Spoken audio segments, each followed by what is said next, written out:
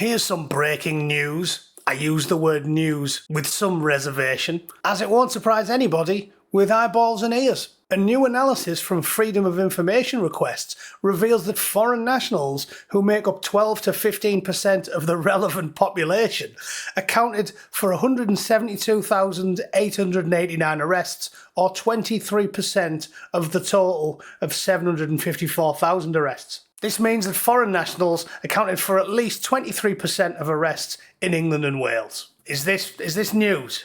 Is this news to anybody? I'd also point out that they only release information that the powers that be sanction. So I think we all know that that is a bogus statistic. 23%? It's probably more like 53%. You know how they say if you ask a woman how many people she's slept with, you can double it. Yeah, well, if the British government tell you that 23% of all arrests in the United Kingdom are a result of foreigners, when the nation is packed to the rafters with them, and every single time you turn the television on, you see a random Botswanan, or a Somalian, or an Albanian, or an Iraqi, rogering everything from underage girls to farmyard animals. I'm sorry, I think we can double this figure as well. Sky News tried to deny this when Farage brought up earlier, so I'll cover that amusing story as well. But suffice it to say, if this is news to you, I can only assume that you are Abu Hamza's wife and you've spent the last 12 years chained to the sink with a bin bag stapled to your head.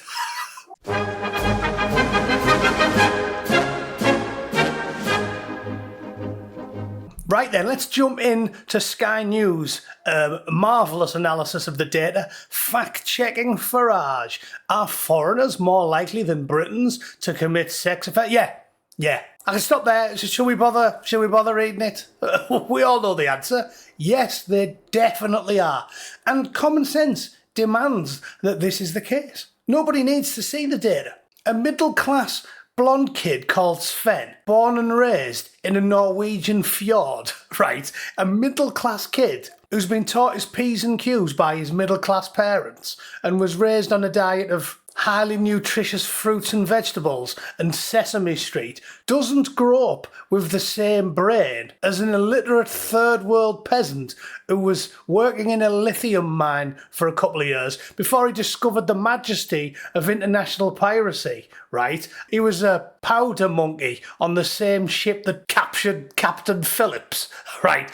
These people are more likely to commit every single crime you can possibly imagine because it's common sense. You don't need to see statistics. Every prison in the UK is packed with people who had a shitty upbringing. Everyone loves joking about doctors and engineers. Well, yes, it's because it's very rare. Well, shippers aside, old shippers, he was busy and he did the work of many doctors, but generally speaking, exceptions don't disprove rules. 99% of the people in prison are therefore the obvious. Theft, burglary, robbery, surprise sex enthusiasm, assault, manslaughter, GBH, ABH, murder. These people are almost always poor people dragged up by an uncaring society and, most importantly, uncaring parents. Anyone with a fully functioning brain knows this to be true. You don't need to see any data to know that if you were in a pinch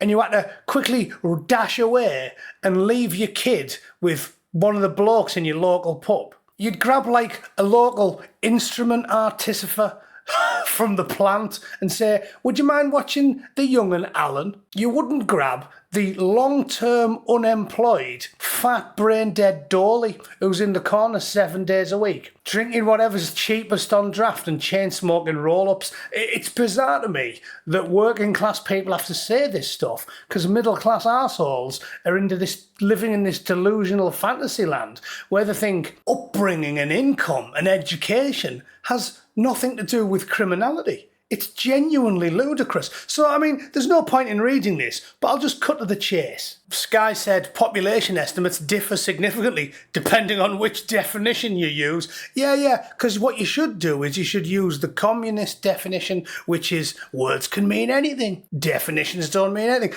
Dictionaries? Who needs a dictionary? Up is down, left is right. 25 Africans beating a disabled white kid to death purely on the basis of a skin colour, that's not racism. No, because they can't be racist. Yeah, doesn't matter what it says in the dictionary. We're communists, so we decide how language works. Shut up, Sky News. Who wrote this drivel anyway? Daniel Dunfer. Daniel Dumfer. He's well named, isn't he? And then they made this nice slide, data forensics. Total bollocks. Derpy Danny dog shit. What are you talking about? Farage said Afghans were 22 times more likely than Brits to be... because they are. Because they are. Blokes from third world countries. What was he raised by the Taliban? And you think he's about as likely to try and horse one into a young woman as some reserved, introverted soy boy from the home counties? Are you delusional? And it just says alternative data sources estimated to be lower. Okay then. Well, we can all miracle alternative data sources out of our arsehole, can't we, Danny? What a load of bollocks. Met Police sexual offences charge 10,000 per population depending on which nationality measure you use. Census country of birth, yeah. Annual population survey nationality. Ooh, loads of them. Well, I'll stop you there, lads, because either way, the fact that the big blue bar is a lot bigger than the little green bar tells the story, doesn't it? So, shall we leave it there? Yes, let's. Back to the main story. Loads of violent crimes, so every single person there's a victim. Loads for diddling, loads for diddling. 14,000 for drugs. Well, I mean, that's probably just the Albanians, so we'll leave them alone for a bit. And loads of thefts. While foreign nationals represent about 12% of the prison population, critics highlight overrepresentation in certain crime stats and call for deportations amid rising small boat arrivals and a 21% increase in offender returns. Right, okay. So to sum up, the fact they've released these figures means the figures are bogus, right? Secondly, like a yo-yo knickered Jezebel trying to convince a would-be suitor that she's changed her ways now she's 33 years old and she's definitely ready to settle down even though she's got a gusset, like a gutted fireplace. Okay, this is what's happening here. If they've told you those numbers, double them, triple them. The fact they've released them tells you they're lying. They control all the data. Instead of trusting the government data, trust your eyes and ears, right? Secondly, these are only arrests.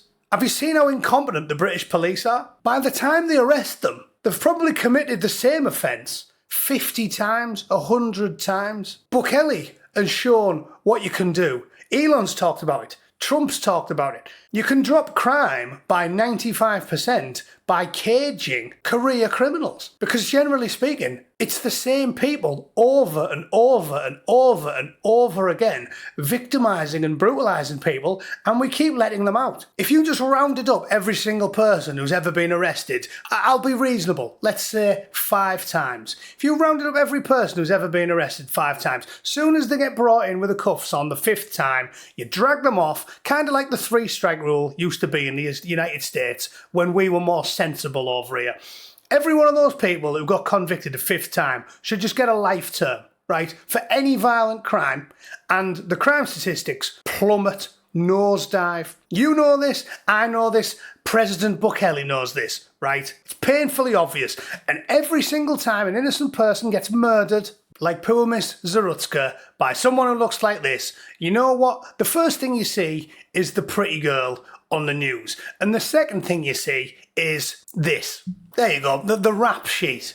The dozens of arrests before the innocent life gets snuffed out. It's preposterous. So if you believe these numbers, you're an imbecile. It's far worse than anybody's going to tell you. They commit multiple atrocities before they ever get arrested. And I don't need to spell it out for you and reel off the butcher's bill of all the innocent men, women and children who've been brutalised by people that should have never been in the country in the first place. The Southport killer shouldn't have been here. The London bombers shouldn't have been here. The Manchester Evening News Arena bomber shouldn't have been here. The Reading decapitation fella shouldn't have been here. I could reel them off all day long. If I was to try, the video would be 7 hours long. Okay, so you know what's required. Constant whinging, constant pressure. If we had a right-wing government and a right-wing prime minister who locked career criminal oxygen thieves up for 20 years, no questions asked. The 5th time they got dragged before the desk sergeant. The United Kingdom would be a better place and not an anarcho-tyrannical shithole where innocent women and kids live a life of fear because every day another 1,000 unvetted hairy-ass dickheads from the third world waltz into the country unannounced with low anger management, high testosterone and a big floppy cock. Alright, that's about the size of it. Let me know what you think in the comments below. Thanks for tuning in and I'll see you all tomorrow. Toodle pip. Cheers.